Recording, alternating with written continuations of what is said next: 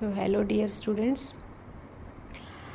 इस वीडियो में हम डिस्कस करेंगे क्लासिकल मैकेनिक्स का एक टॉपिक है हैमिल्टन्स प्रिंसिपल, और उस प्रिंसिपल की हेल्प से लैग्रेंजियन इक्वेशन ऑफ मोशन को कैसे डिराइव करते हैं।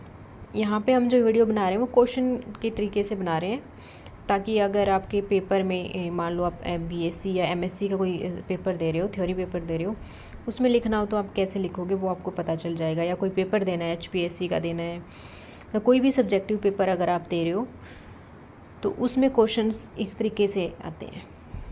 तो सबसे पहले बोला गया है कि स्टेट हैमिल्टन्स प्रिंसिपल। तो हैमिल्टन्स प्रिंसिपल क्या होता है? According to this principle, the motion of a dynamical conservative system from time t1 to t2 is such that the action integral is extremum for the actual path of the system, where action integral is defined as s, और s को हम लिख सकते हैं s is equal to integration of L dt। L is Lagrangian of the system, और L किस किस का फंक्शन होता है? q डॉट एंड t, और हमें पता है L is equal to t minus v। But according to Hamilton's principle the del of L dt integration over t1 to t2 will be equal to 0, या in short हम बोल सकते हैं del of s will be 0 according to Hamilton's principle. ये चीज़ हमें यहाँ पे याद रखनी है। क्या इक्वेशन मिली हमें यहाँ से? एक सेकेंड,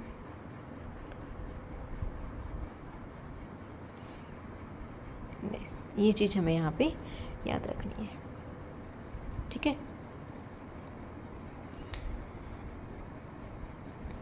उसके बाद हमने क्या करना है? लैग्रेंजियन इक्वेशन ऑफ मोशन को डिराइव करना है with the help of Hamilton's principal.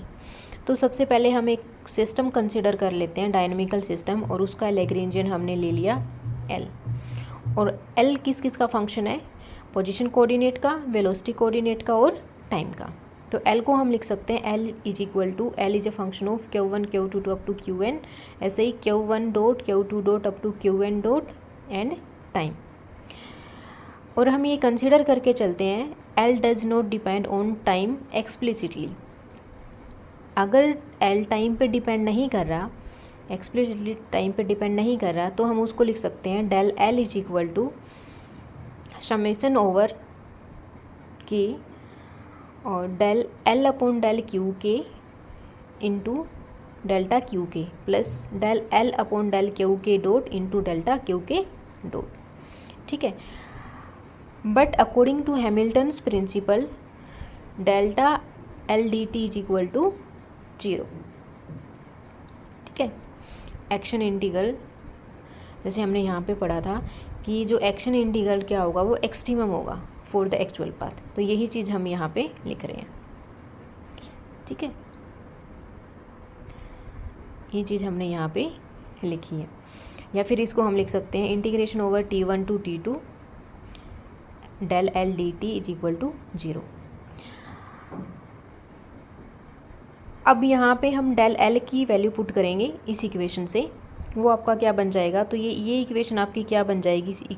इसको अगर हम इक्वेशन A बोलें तो ये बन जाएगी summation del L upon del Q k delta Q k dt plus summation del L upon del Q k dot delta Q k dot dt is equal to 0।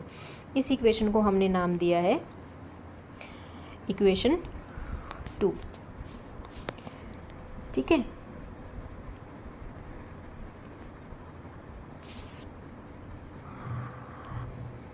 But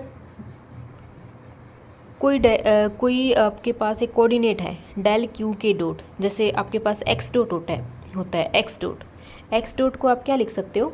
जैसे x dot है, x dot को आप लिख सकते हो dx by dt, ठीक है। ऐसे ही यहाँ पे हम लिख रहे हैं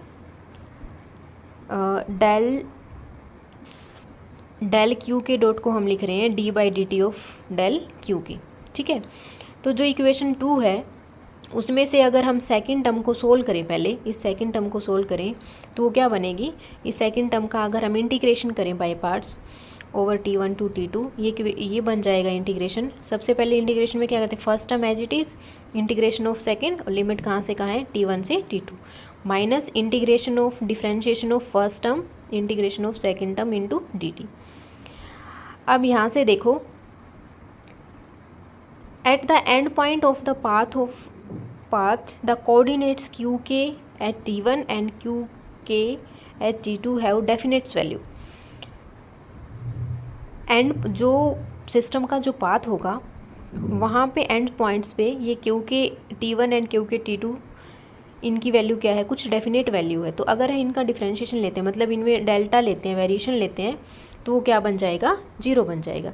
तो इसकी वजह से जो ये फर्स्ट टर्म है इस इक्वेशन में, ये फर्स्ट टर्म क्या बन जाएगी, इसमें 0 बन जाएगी। ठीक है, तो इसलिए हमने लिखा है दिस टर्म इज़ 0। तो हमारे पास अब इक्वेशन मॉडिफाई होके क्या आएगी, this term as it is, ये 0 बन गया और दिस वन। ठीक है, तो हमारे पास ये इक्वेशन बन गई। अब उसके बाद देखो, अब इसकी वैल्यू को हम इक्वेशन 2 में पुट करते हैं। इक्वेशन 2 अब क्या बन जाएगी, left side equation, left side term as it is minus of, क्योंकि हमने इसकी वैल्यू है ना, ये वाली वैल्यू हमें ये मिली है, तो minus of integration of summation d by d t of del L upon del Q k dot del Q k d t is equal to 0। क्योंकि हम इसकी ही वैल्यू निकालना चाहते थे, इसी को सिंप्लीफाई किया, इसको इंटीग्रेशन किया, कुछ टर्म्स कैंसिल, कुछ टर्म्स 0 बन गई, तो इसकी वैल्यू हमारे पास आई है दिस वन। और इसी टर्म को हमने, इसकी वैल्यू को हमने यहाँ पे पुट कर दिया। अब जो इक्वेशन 2 है वो कैसे मॉडिफाई होके आई है हमारे पास, देखते हैं। देखो, वो इक्वेशन आई है हमारे पास, देखो अब एक सेकेंड,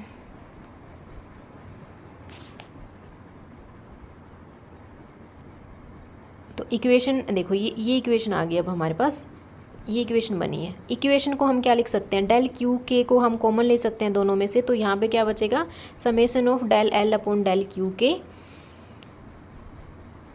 ठीक है, और यहाँ से हमारे पास बच जाएगा d by d t of del L upon del Q k dot. ठीक है, और डेल क्यू के को हमने यहाँ पे कॉमन लिया, ये इक्वेशन बन गई है। ठीक है, यहाँ पे हमने इस टर्म को यहाँ पहले लिखा है, इसको बाद में लिखा है।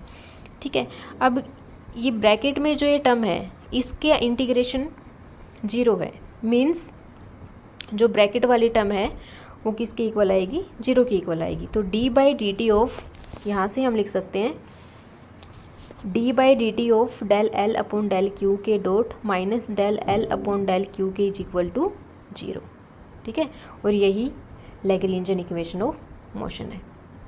ठीक है, यही हमने डिराइव करना था with the help of Hamilton's principle. ठीक है, तो इस क्वेश्चन में हमने सबसे पहले क्या किया है, हैमिल्टन्स प्रिंसिपल को डिफाइन किया है।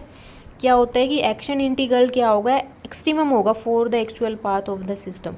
ठीक है, मतलब डेल्टा एस क्या बन जाएगा, यहाँ पे 0 बन जाएगा। ठीक है, और इसी रिजल्ट की हेल्प से, इसी स्टेटमेंट की हेल्प से हमने डिराइव करना था लैग्रेंजियन इक्वेशन ऑफ मोशन।